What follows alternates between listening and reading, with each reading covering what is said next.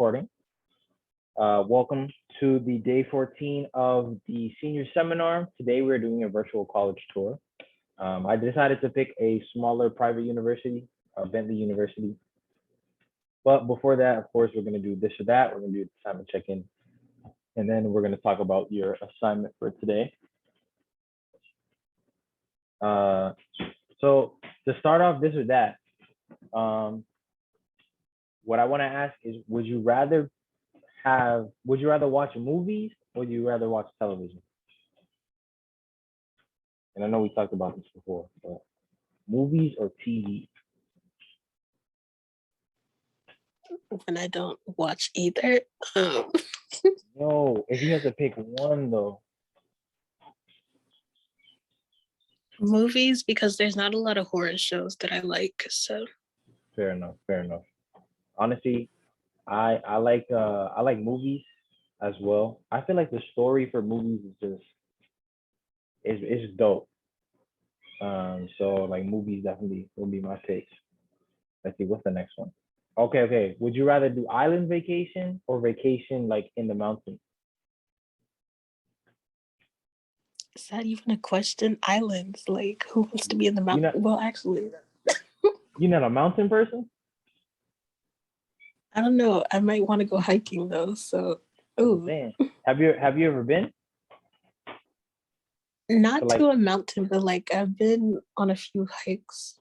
okay, I got you. Well, I definitely recommend if you are able to at any point go on like a hike and like go to the mountains. 'Cause they're pretty dope. But I agree with you, island vacation for sure.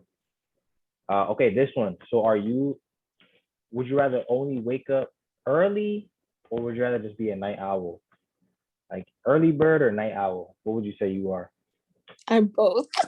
You're both? So you wake up early and you go to bed late? I'll go to bed at like 2 or 3 a.m. and then wake up Oh at my 5. God. Nah, So you gotta get that sleep. I would say I was in the same position as you where it was like when I was in high school, like I would go to bed super late and have to wake up early because I have to go to school. But now I'm way more of a early person. But yeah. But hey, sometimes you make that transition, sometimes you don't, but it's okay. This or that. This one is way more controversial than a lot of other ones. Are you a person that likes soda or do you like juice? okay, I thought you were gonna say specifically orange juice, but Is just soda or juice? juice. Juice. Is there a particular reason why that you like juice better than soda? I mean, I kind of stopped drinking soda, not completely, but I definitely don't drink it as much. And once you stop, you just don't go back. I feel you. I feel like you know what I feel like soda is. Soda is only for like when you go to like cookouts, or you go to like or you order something from like a fast food stores. Like that's when you usually get soda. But for any other time, you gotta go with juice. I would honestly pick tea. Like, Hey, tea is a good option. If I put water, I'll probably pick water. So now we're gonna do the quick assignment check-in. Thank you for talking to me about those different choices. So assignment two, as you mentioned yesterday, talked about your teachers, good relationship. You got the three teachers right there, so beautiful. Um, is there one person that you're excited to ask for the recommendation letter? all of them, but I feel like Mr. Laporto, he was my computer science teacher, I think 3 times, but Mm-hmm. it would just be interesting to see his reaction when I ask. Well, hey, that's one of the fun parts of asking about recommendation letters because I feel like a lot of teachers, when certain students ask, they get like really happy about it. It's like, wow, I can't believe you would actually pick me. I'm so honored. And maybe somebody will say that. You never know. But as you can see, you already finished it. No need to check the assignment. So you're good on that.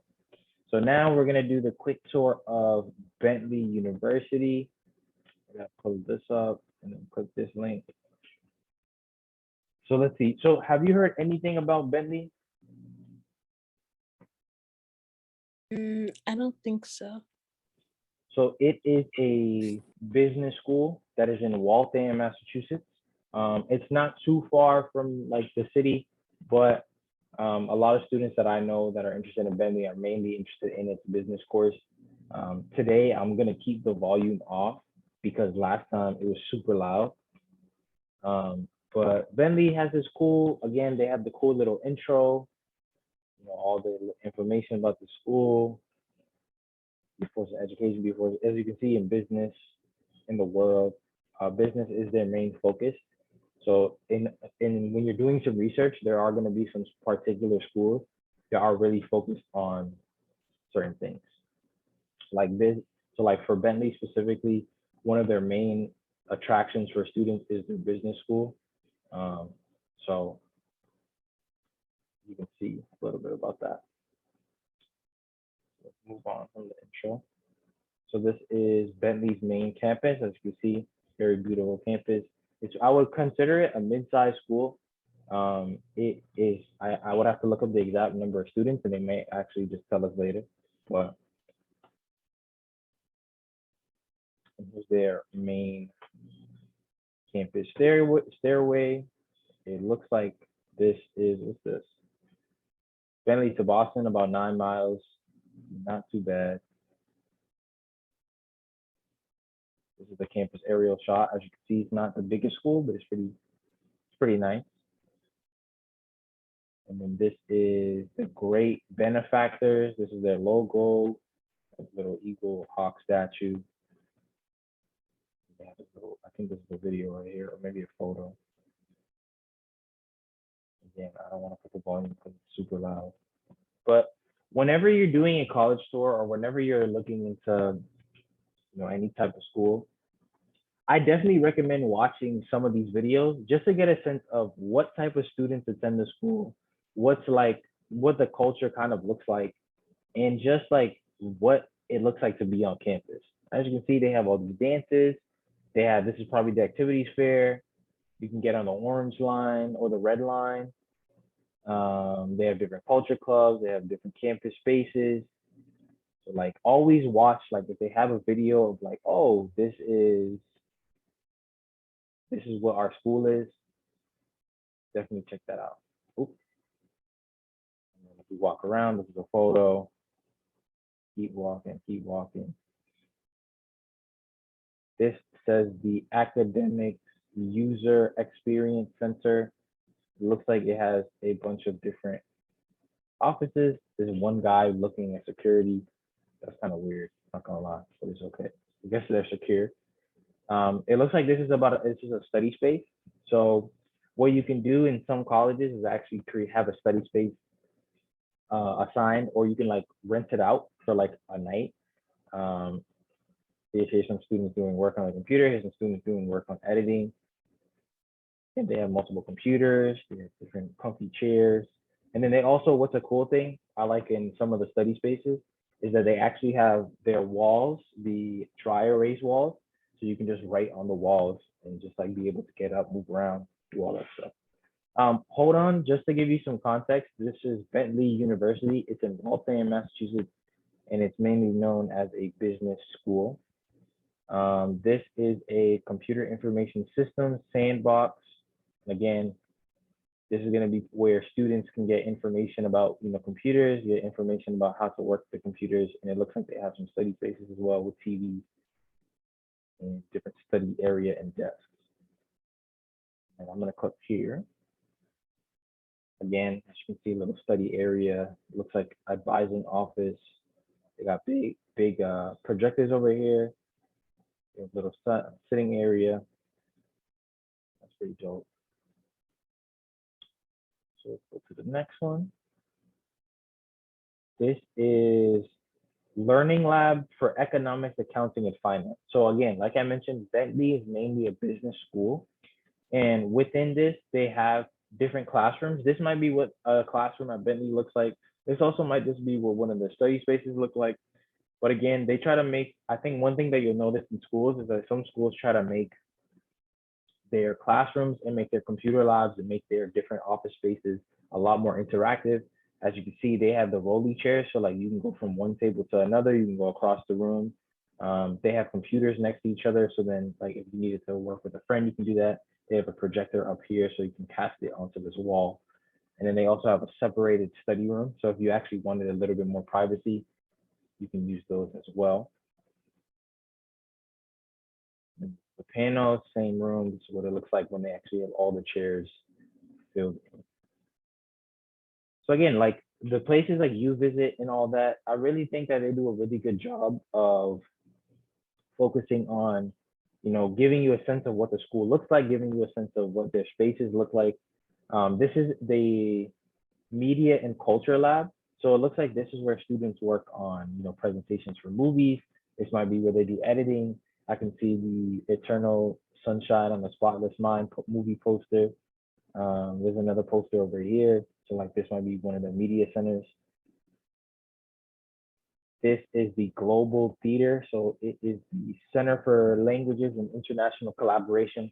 So this might be something like the diversity office or even office for international students. And it looks like they're doing it during COVID time. So people are still wearing masks. People are still, using the boards. And also they have some people over here on, it looks like they're on Zoom. So we try to make it as interactive as possible. Is again with the office space looks like when it is empty. This looks like one of the academic labs. Let's click the 360. This is the study area. Oh, this is kind of nice. They have the nice big windows and some tables, charging stations. Again, the dry erase boards that you can use if you ever needed to just stand up and maybe draw something. Let's see what else is in here. Just a standard science lab, all your test tubes and weights and all that fun stuff. Here's the library. Again, every school is going to show you their library. They actually have, as it looks like over here, a little theater gallery. That's pretty cool. I like the open spaces. I like the help desk. And again, I think the library is definitely a place that you want to check out whenever you go on to. Yeah. So this is the library. It looks like it's way more spread out, probably because of COVID. But usually when it's not, students are usually in there. It's really packed, especially during the study area. Here's the academic quad. So before I move on, do you know why academic quads are called academic quads? There's a very easy answer. Anyone want to guess why academic quads are called academic quads?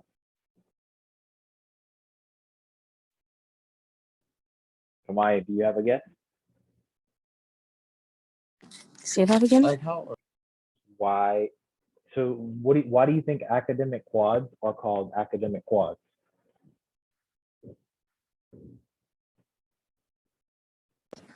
Honestly, I don't know, but maybe because like there'll be like 4 buildings all together in one corner. Well, I mean that's it. That's literally it. Anytime you go on a campus, they're gonna have a space called the quad or some kind of area. The main reason why it's called it is because usually there's gonna be 4 main buildings that surround that green space. So here's the building here, there's one, there's another building, there's a building over there, and then here's another building. So that's 4 buildings. So that's why they call quad. So you wanted a fun fact. Here's the library again. Looks like it's the main entrance. And again, I like that they have the open spaces. I like that they have the desks and the computers. And the library is a really important space when you're on campus. This looks like one of the study rooms in the library. Again, you can have a professor come in. They have these glass walls, and they're probably two-way, so like people can see that you're in there, so they won't mess you up.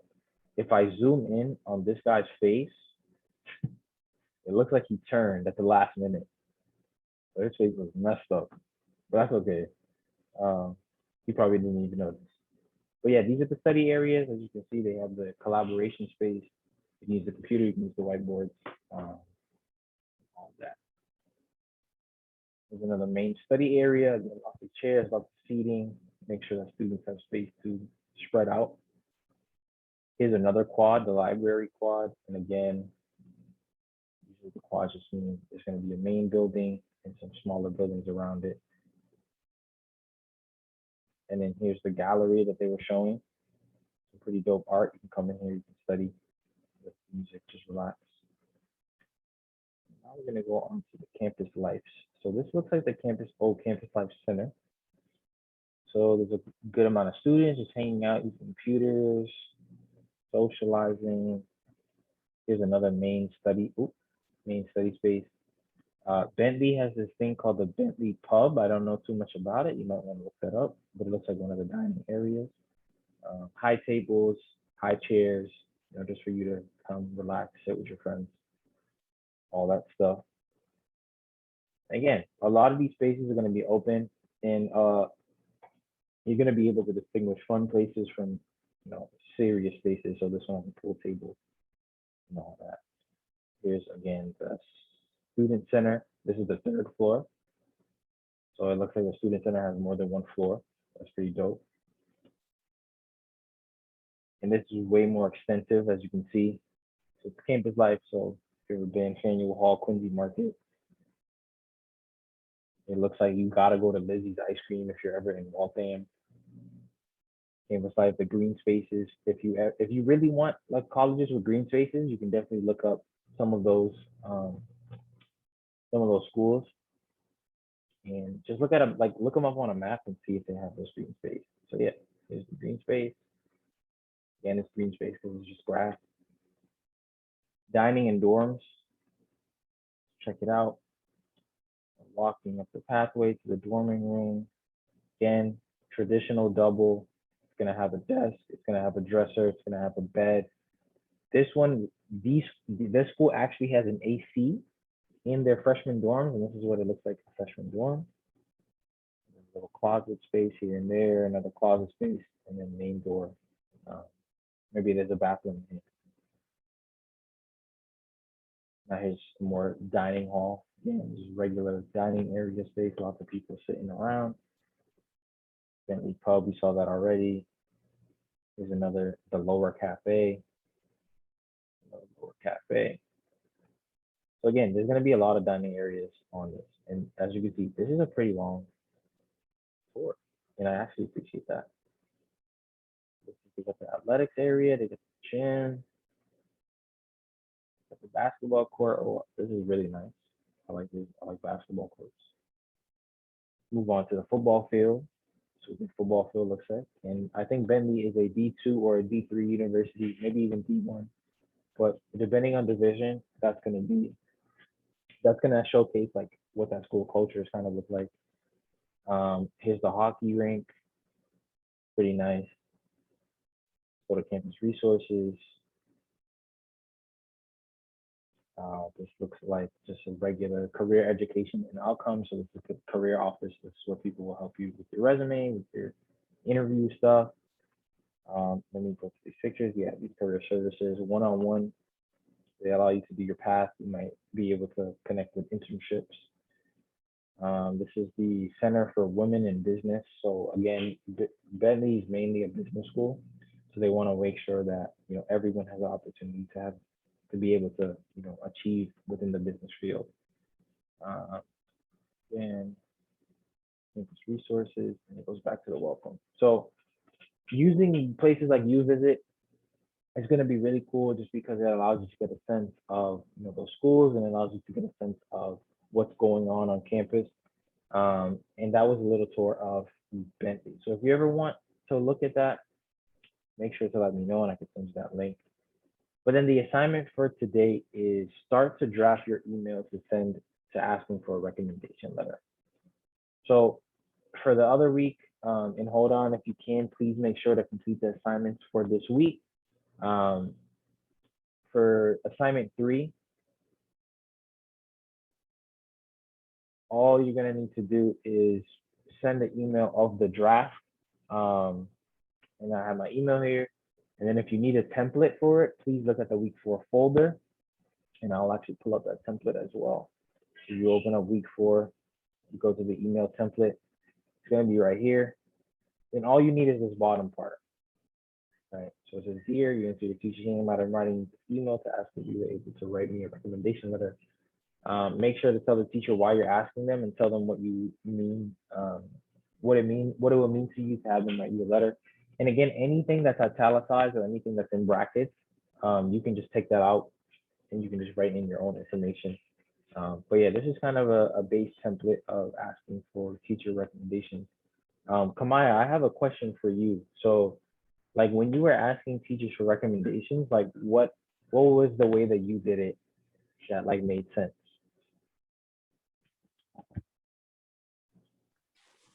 Say that one more time. It just went out. Hold on. Oh, Yeah, say that. okay, let Uh-huh. me move something. So like when you were asking teachers for recommendations, like what were some things that you were thinking about and just like how did you ask? Basically, some things I was thinking about was I actually have an old email, but I basically emailed the teachers.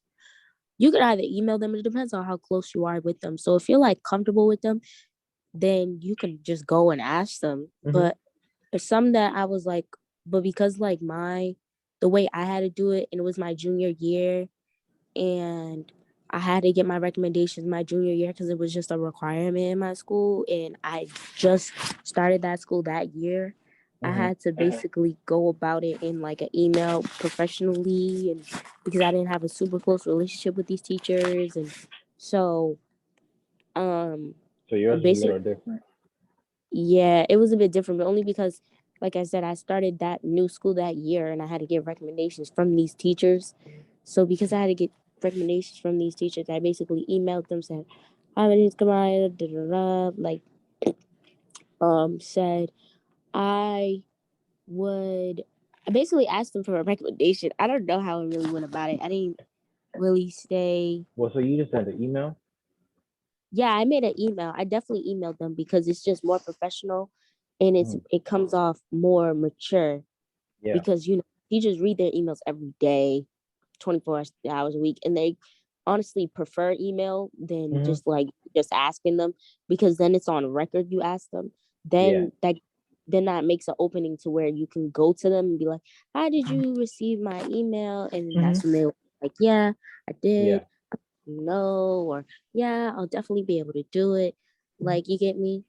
Yeah, no, that makes sense. And one thing that I was talking to Julie about yesterday, like there are three ways of asking for a recommendation letter. You could ask in person. You can ask through a letter, so like give them an actual letter, or you can just send an email. And I think the way that Kamaya expressed it is that I think having an email sent, or even if you ask them in person, be like, hey, if you would like, I can also send you an email, just like to be more professional about it. That's going to be the best way of asking for a recommendation. So I definitely wanted to make at least this template so you could use it to ask. And again, you don't have to send it to your teacher right now, but at least you're going to be able to have, some form of like online written note that actually has what you're going to ask for your recommendation letter. So that was the main reason why I created that assignment. Um, and again, if you go back to week 4, make sure that you complete the assignments week 1, week 2, and or week or assignment 1, 2, and now assignment 3.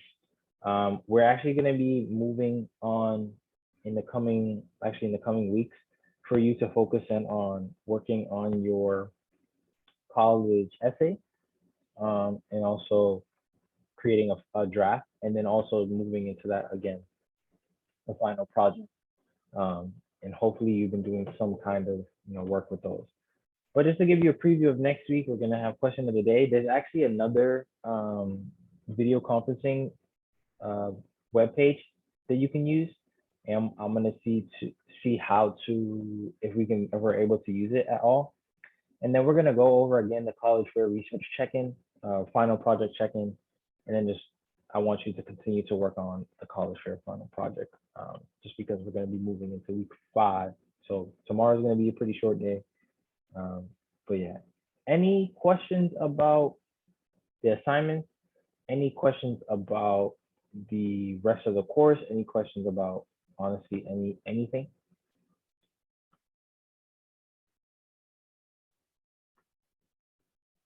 If not, that is okay.